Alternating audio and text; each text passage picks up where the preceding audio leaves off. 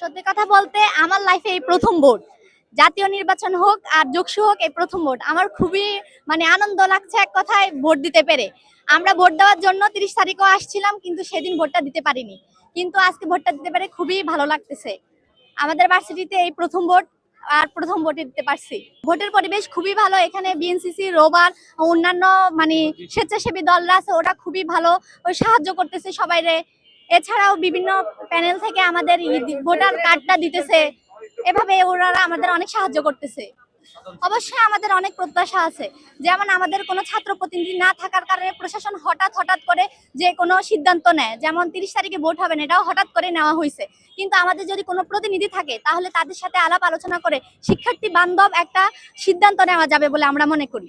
আমি বলতে গেলে আমি তো হয়েছে যাই যে কোনো একটা প্যানেলকে এগিয়ে রাখবো, এটা আমি বলতে পারি না, কারণ বিভিন্ন প্যানেলের বিভিন্ন সদস্য এগিয়ে আছে। তো হয়েছে যাই সব প্যানেলেরই মানে যারা সদস্য এগিয়ে আছে ওদের কথাই বলি। যেমন রিয়াজ ভাই, রিয়াজুল ইসলাম বিপি, তারপর হচ্ছে রাকিব ভাই, এনারা আসলে এগিয়ে আছে। এখন বলা যায় না যে কে এগিয়ে আছে, ওটা রেজাল্টের পর আসলে বলা যাবে। হ্যাঁ, আমাদের অনেক প্রতিনিধিরই প্রথম ইস্তেহার ছিল যে প্রতি বছর যোগসু চাই।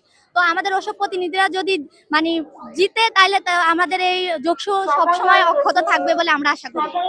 ধন্যবাদ।